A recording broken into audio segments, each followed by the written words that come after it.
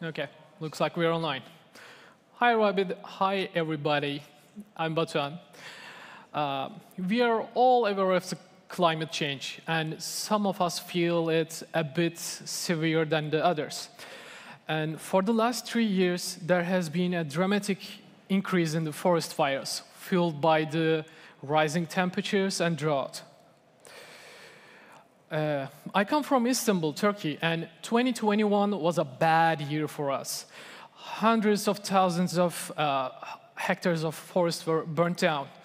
And I was a volunteer drone pilot in order to help people in the search and rescue missions. And along the process, I thought to myself, there has to be a better way. There is room for improvement. After I returned, we assembled a team and trusted colleagues and started brainstorming ideas about what we can improve in this whole firefighting ecosystem. One of the problems were that we detect the fires a bit too late. So we focused on how we detect the fires. There are a few methods. A nearby person who detects the fire can call the hotlines, but they have to take initiative. They have to have GSM coverage. They have to have phone battery. And there are fire towers that are pretty expensive to build. And also, there are aerial drones and satellite detection. But all of these solutions give you a warning at least 90 minutes after the first fire. So it's a bit late, and the fire grows in this period of time. It is a known fact that some species of the trees can communicate through mycelium networks that are underground, connected to their roots, and informing them about hazardous chemicals or foods and minerals that are nearby. So we said, why not build a network of trees using IoT and call it Internet of Trees, or I don't know, network of woods. We focused on using LoRAWAN because we needed to transfer data across the forest. A mesh network was the best solution for our use case, so we jumped right in. We come up with a wearable technology device for trees, a digital nose that can smell fire. And as you can see here, trees inform each other, send and passes along the data of their sensor measurements to each other until they get into a mesh gateway. And then it's sent to the internet and to our online database. And if an abnormal condition occurs, authorized personnel are alerted immediately. Benefits? It detects the fire in the first 30 minutes.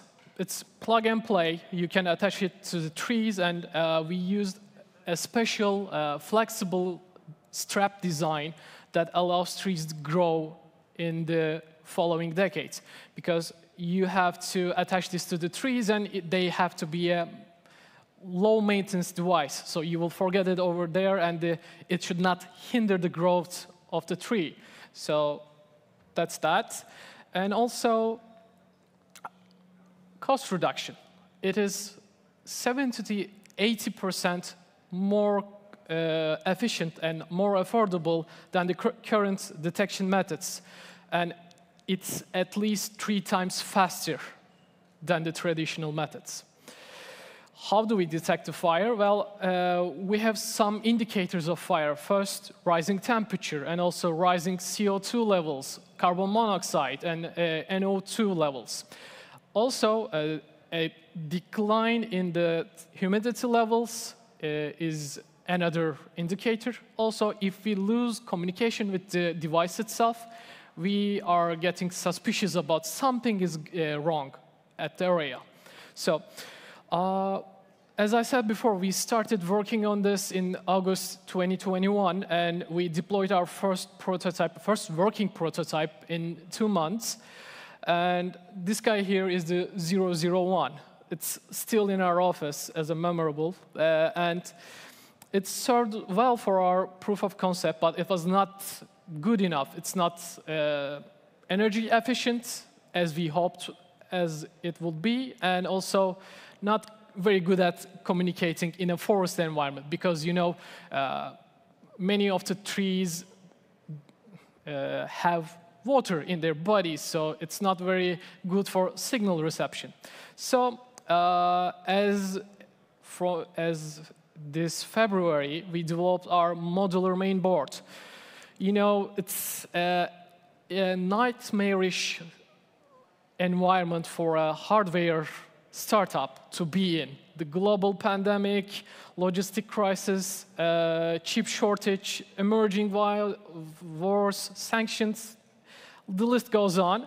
But being modular allowed us to get through these obstacles because when we could not find a chip or a chipset, we could just easily swap it out with the ones that we can find. Hopefully, it will all get better in the near future.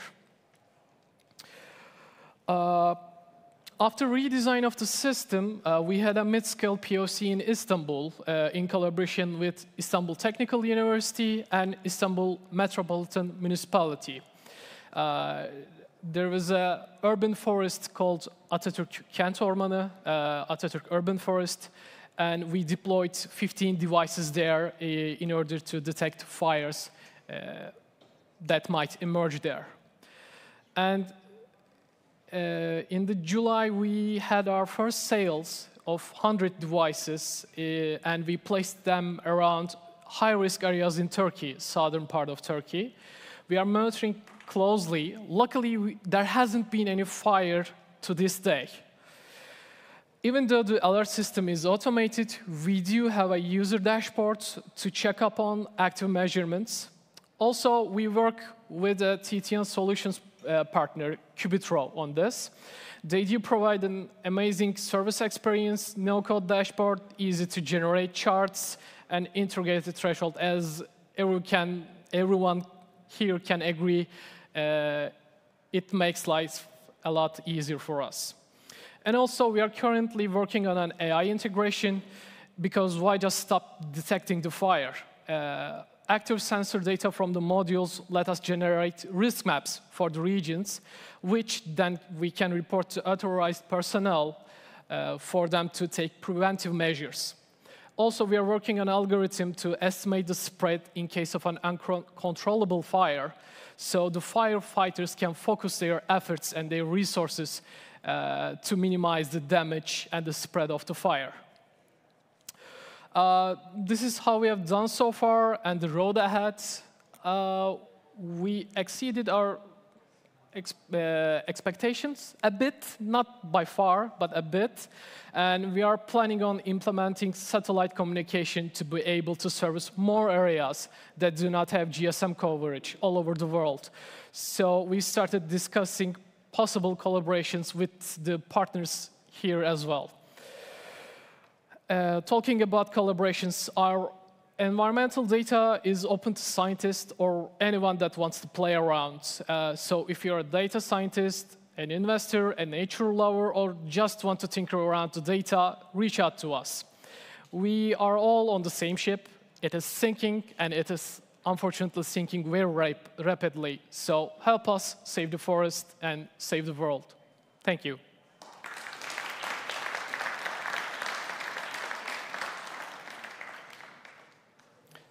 I have about 50 seconds if any of you have a question. Yes, please. Just to give an information for you as a collaboration, in Brazil we have a system that doing the same kind of thing that we are doing, but in predictive mode. I mean, I can say in 3 hours we will have fire over there, based on satellites. Okay. We don't have the sensor phase because it's not ready yet, but we are already testing in Brazilian forests. Okay, that's great. Let's meet after. It's called Greenbug. Greenbug. Greenbug. Okay, thank you. Thank you. In terms of your countries for expansion, you're planning on, I guess, going outside of Turkey as well? Yeah, definitely. First, near regions in Europe, the Greece, Italy, and also we are currently contacted with the distribution in the Australia, and we are planning on make a move on the North America as well. Yep, that's all. Thank you all for listening.